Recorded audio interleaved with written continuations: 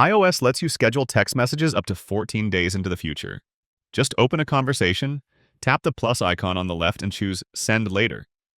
Then tap the time and choose the date and time when you want your message to go out. The recipient won't know that the message was scheduled. They'll see it as a regular text message. One caveat here is that this only works in iMessage, meaning the recipient needs to be using an iPhone, iPad, or a Mac.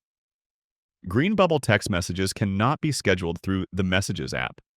Once your scheduled message is sent, it'll show in the conversation with an outline around it and the scheduled time above the message.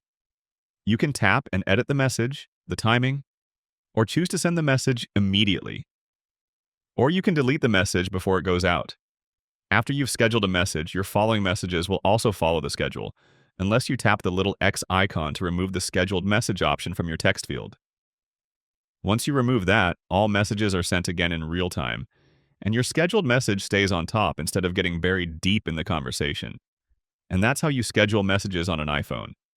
Click the like button if this helped you and subscribe for more quick and easy guides like this.